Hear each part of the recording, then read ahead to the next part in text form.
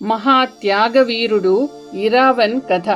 మహాభారత మహాగాథలలో ఎన్నో వీరుల కథలు ఉన్నప్పటికీ త్యాగంతో చిరస్థాయిగా నిలిచిన ఒక మహావీరుడు ఇరావన్. అతడు పాండవులలో అగ్రగణ్యుడైన అర్జున కుమారుడు. అతని తల్లి నాగకన్య ఉలూపి. నాగలోకంలో జన్మించి పెరిగిన ఇరావన్ ధైర్యం, పరాక్రమం, ధర్మబుద్ధి కలిగినవాడు. తన తండ్రి వంశానికి గౌరవం తెచ్చే విధంగా అతను యుద్ధ విద్యలలో ప్రావీణ్యం సంపాదించాడు.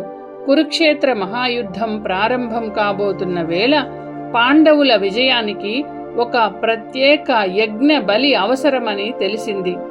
ధర్మరక్షణ కోసం ఎవరో ఒకరు తమ ప్రాణాలను అర్పించాల్సిన పరిస్థితి ఏర్పడింది. ఆ సమయానికి ముందుకు వచ్చి పాండవుల విజయానికి నా ప్రాణం అర్పిస్తాను అని చెప్పిన మహావీరుడు ఇరావన్. అతని ధైర్యం అందరినీ ఆశ్చర్యపరిచింది. ఇది సాధారణ మరణం కాదు, ధర్మం కోసం స్వచ్ఛందంగా చేసిన మహాత్యాగం. మరణానికి ముందు రోజు ఇరావన్ 3 కోరికలు కోరాడు. వీరమరణం పొందాలి, మహాయుద్ధాన్ని దర్శించాలి, మరణానికి ముందు వివాహం జరగాలి. మొదటి 2 కోరికలు నెరవేర్చడం సాధ్యమే, కానీ 3వ కోరిక ఒక సవాలు అయింది. మరుసటి రోజే మరణించబోయే వ్యక్తిని పెళ్లి చేసుకోవడానికి ఎవరూ ముందుకు రాలేదు.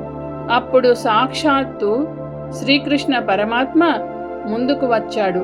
ఆయన దివ్య స్త్రీ రూపమైన మోహిని అవతారాన్ని ధరించి ఇరావన్ను వివాహం చేసుకున్నాడు. ఆ రాత్రి వివాహం జరిగింది. అది సాధారణ పెళ్లి కాదు, భక్తి, కరుణ, దైవానుగ్రహం కలిసిన పవిత్ర క్షణం. తరువాతి రోజు ఇరావన్ వీరమరణం పొందాడు. మోహిని రూపంలో ఉన్న కృష్ణుడు నిజమైన విధవరాలిలా విలపించాడు. ఇది దైవ కరుణకు అత్యున్నత ఉదాహరణ. ఇరావన్ తన ప్రాణాన్ని ధర్మం కోసం అర్పించి యుగ యుగాల పాటు చిరస్మరణీయుడయ్యాడు. అతని కథ మనకు చెబుతున్నది, నిజమైన వీరత్వం శక్తిలో కాదు, త్యాగంలో ఉన్నది. నిజమైన ప్రేమ స్వార్థరహితమైనది. ఇరావన్ మహావీరుడు త్యాగానికి, భక్తికి, ధర్మానికి చిరస్మరణీయ ప్రతీక.